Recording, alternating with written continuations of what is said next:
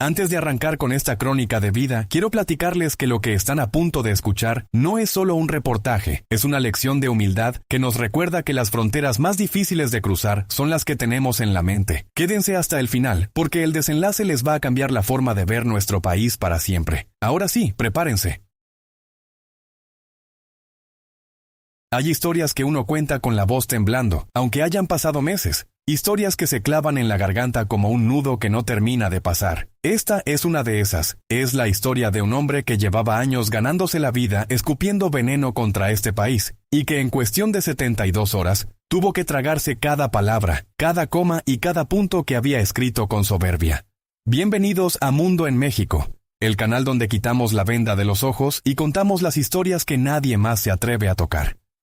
Si es la primera vez que nos visitan, prepárense, suscríbanse y actívenle la campanita, porque lo que están a punto de escuchar se los va a contar él mismo, en primera persona, tal como me lo compartió entre lágrimas de arrepentimiento. Yo llevaba 12 años trabajando como corresponsal senior para una de las cadenas de noticias más influyentes de los Estados Unidos. 12 años construyendo una carrera, una reputación y una fortuna a base de reportajes amarillistas sobre violencia, sobre corrupción, sobre el supuesto caos absoluto que reinaba en América Latina. Y si soy honesto con ustedes, aunque me duela admitirlo ahora, México era mi tema favorito. Era mi mina de oro. Escribí columnas enteras tituladas México, el abismo sin fondo, o la tierra donde la ley no existe. Hablaba de inseguridad desde la comodidad de mi oficina en Chicago, rodeado de aire acondicionado y seguridad privada. Mis seguidores me aplaudían cada vez que publicaba una nota negativa. Entre más duro pegaba, más views me generaba. Y en esta industria podrida, eso es lo único que mantiene tu silla caliente. Nunca pisé el país para escribir esas notas. Nunca sentí el calor de su sol ni hablé con un mexicano de verdad frente a frente. Todo lo que sabía de México lo saqué de encabezados sensacionalistas y de reportes de otros que, como yo, tampoco habían pisado el terreno. Así de ridículo, de irresponsable y de cínico, suena ahora que lo digo en voz alta. Pero en ese momento yo estaba ciegamente convencido de que tenía la razón absoluta. Creía que estaba salvando al mundo al prevenir a la gente de no acercarse a ese lugar. Pero el destino tiene una forma muy irónica de ponerte en tu lugar. Mi hija Claire, que en ese entonces tenía 19 años, era todo lo contrario a mí. Tenía un alma libre, una curiosidad inagotable y un amor por el fútbol que le nació desde que pateó su primer balón a los 5 años. Cuando se anunció que México sería una de las sedes principales del Mundial 2026, vi en sus ojos un brillo que me dio pánico. Sabía lo que venía. Discutimos semanas enteras, noches sin dormir en las que yo le gritaba que ir allá era una sentencia de muerte. Le mostraba mis propios reportajes, las cifras de crímenes que yo mismo había inflado. Le decía que era una locura, que la iban a secuestrar en cuanto bajara del avión, que ese país se iba a comer viva a una chica rubia de 19 años. Ella, con una madurez que yo no tenía, me contestó algo que hasta la fecha me quema la conciencia. Papá, tú nunca has estado ahí. Estás hablando de un lugar que no conoces. Estás juzgando un alma que no has visto. Yo no tengo miedo, tú sí. Y aún así se fue. Se fue con su mejor amiga Madison, las dos cargadas de ilusiones, con sus camisetas de la selección y boletos para los partidos en Ciudad de México, Guadalajara y Monterrey. Las primeras 2 semanas fueron, para mi desgracia, perfectas. Me mandaba fotos de ella comiendo tacos en la calle, videos de la gente bailando en el Zócalo, mensajes contándome lo increíblemente bien que la estaba pasando, y lo amables que eran todos. ¿Y yo? Yo en el fondo más oscuro de mi ser, seguía esperando que algo saliera mal. Necesitaba que algo fallara para poder decirle. Te lo dije. Necesitaba tener la razón para no sentir que mi carrera era un fraude. ¿Qué clase de padre era yo en ese momento? No lo sé. Hasta que una madrugada, a las 3 de la mañana, el sonido estridente de mi teléfono rompió el silencio de mi habitación. Era Madison. No podía hablar, solo gritaba y lloraba. Cuando por fin logré que se calmara un poco, me soltó el hachazo. Claire había salido a caminar sola después de un partido en Guadalajara. Me dijo que Claire solo quería ir por una botella de agua y que regresaba en 20 minutos al hotel, pero ya llevaba más de 6 horas desaparecida. Su teléfono mandaba directo a buzón. Madison ya había ido a la policía local, pero entre su español roto y el pánico, sentía que no le hacían caso. En ese microsegundo sentí que el suelo desaparecía. Todo lo que yo había escrito sobre este país me regresó de golpe a la cabeza. Pero esta vez no eran letras en una pantalla. Eran imágenes de mi hija en peligro. Pensé en lo peor. Pensé en cárteles, en fosas, en todas esas palabras que yo mismo había usado como mercancía sin pensar en las personas reales. Sentí que yo mismo había fabricado la maldición que ahora se llevaba a mi hija. Compré el primer vuelo disponible hacia Ciudad de México para hacer conexión a Guadalajara. No dormí ni un segundo. Durante las 5 horas de viaje, mis ojos no se apartaban de la ventanilla, mientras mi mente repasaba cada nota de odio que había firmado. Me sentía el arquitecto de mi propia tragedia. Aterricé en el Aeropuerto Internacional de la Ciudad de México pasada la medianoche. Bajé del avión destrozado, con los nervios a flor de piel, esperando encontrarme con el caos, la suciedad y la hostilidad que yo mismo había descrito 1000 veces ante las cámaras. Pero lo primero que me golpeó fue la sorpresa. El aeropuerto era moderno, eficiente, pero sobre todo humano. Al llegar a migración vi a los oficiales tratando a los turistas con una paciencia y una sonrisa que rara vez veía en mi propio país. Yo estaba parado en un rincón, con la cara descompuesta, sudando frío y hablando un español torpe y fragmentado. Una mujer del personal de información, una joven llamada Elena, me vio y se acercó. No me preguntó por mi pasaporte, me preguntó: ¿Se siente bien, señor? ¿Lo puedo ayudar en algo? Al ver que no podía ni articular palabra, dejó su puesto para acompañarme personalmente a la zona de taxis autorizados. Ella no tenía por qué hacerlo, no estaba en su contrato ser mi guía emocional, pero lo hizo con una calidez que me desarmó. El taxista que me tocó se llamaba Don Francisco. Un señor de unos 60 años, con la piel curtida por el sol y unos ojos que transmitían una paz inmediata. Al escuchar en el trayecto que yo venía a buscar a mi hija perdida en Guadalajara, Don Francisco apagó la radio. Se quitó la gorra y me dijo con una voz firme que todavía resuena en mis oídos: «Mire, jefe, no se me caiga. Aquí las buscamos entre todos. Si Claire se perdió, nosotros la encontramos porque así somos los mexicanos. No dejamos a nadie abajo». Yo, que había pasado 12 años pintando a este país como un nido de víboras sin corazón, me quedé mudo. No sabía qué contestarle a ese extraño que hablaba de mi hija como si fuera su propia nieta. Llegué al hotel en La Condesa donde se habían quedado Claire y Madison días atrás. Ahí conocí a Memo, el recepcionista. Era un joven de unos 25 años, con una energía que te hacía creer que todo era posible. Memo no solo me dio mi llave, se sentó conmigo en el lobby al ver mi desesperación. Sin que se lo pidiera, tomó el teléfono y movió cielo y tierra. Hizo 2 llamadas cruciales.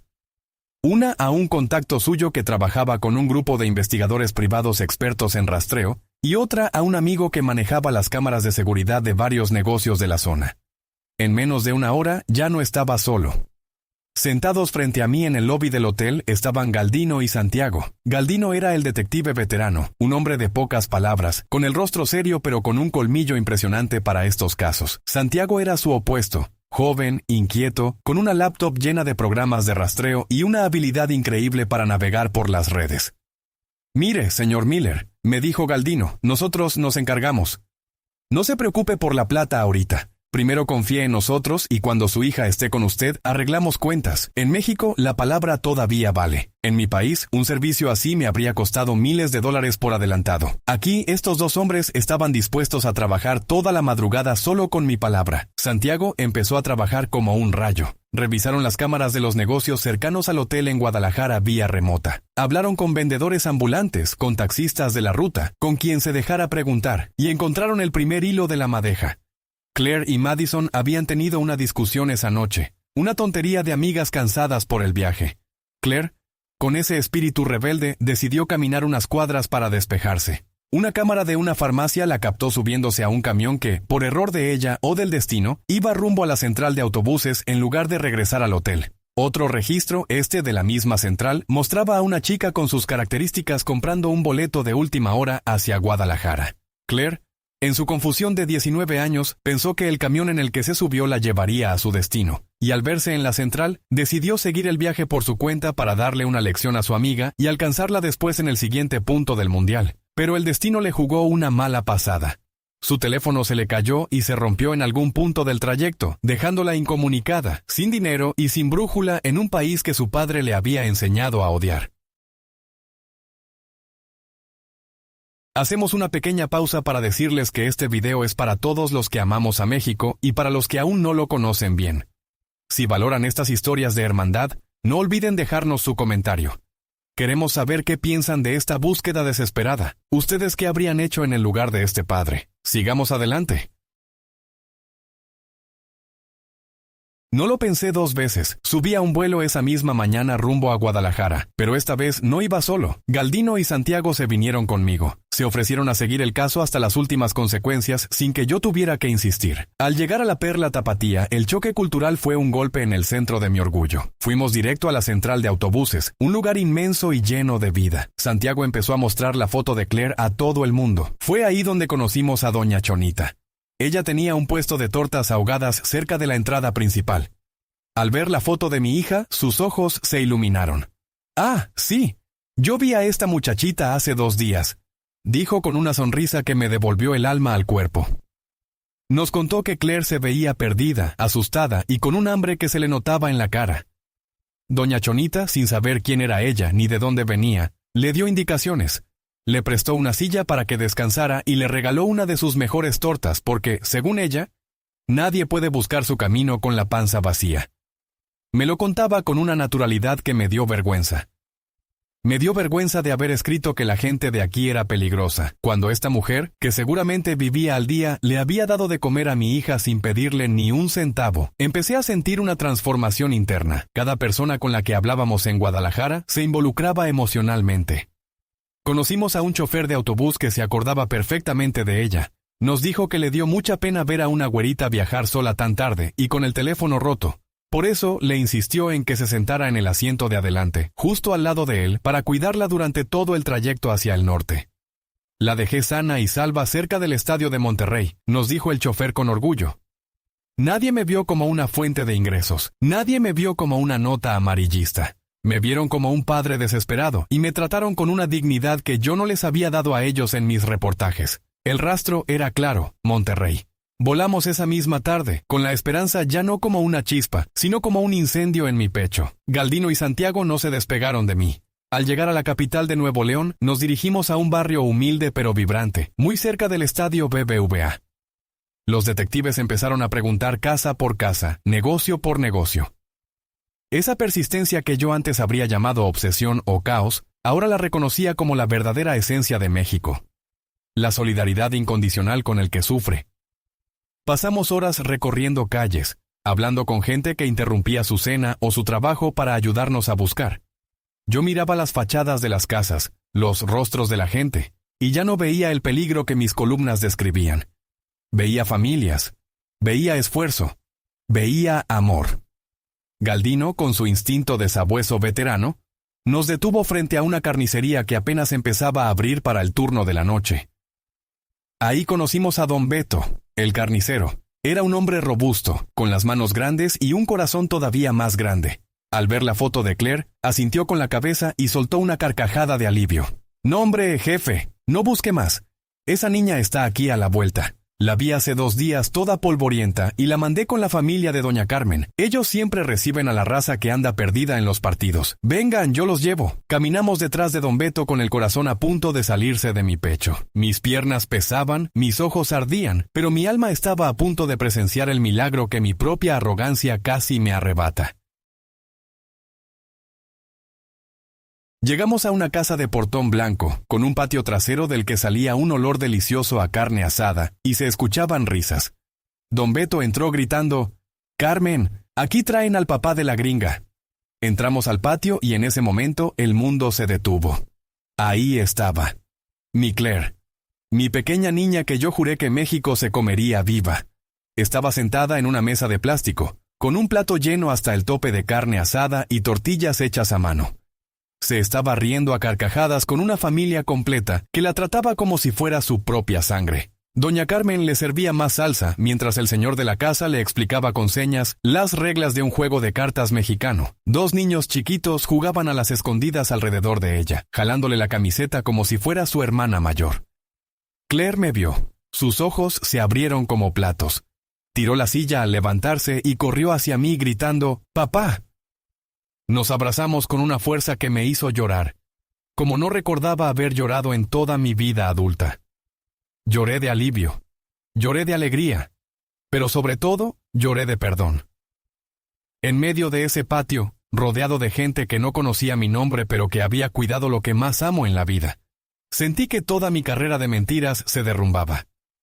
Me explicó todo entre hipos de llanto. Que se le rompió el teléfono, que se quedó sin dinero, que doña Carmen la encontró llorando afuera del estadio y, sin preguntarle quién era, ni pedirle papeles, ni dinero, la metió a su casa. La bañaron, le dieron ropa limpia, le prestaron un teléfono para intentar llamarme y la sentaron a su mesa como a un invitado de honor. El señor de la casa, un hombre humilde llamado Don Refugio, se acercó a mí y me puso una mano en el hombro. Yo no podía parar de darle las gracias, de ofrecerle dinero, de tratar de pagar lo impagable. Él solo sonrió, me miró fijamente y me dijo algo que todavía cargo en mi cartera como un amuleto. No se preocupe, joven, en México no dejamos a nadie solo. Sea de aquí o sea de allá, eso no se pregunta. La familia es lo más sagrado y si su hija estaba sola, pues ahora tiene 2 familias.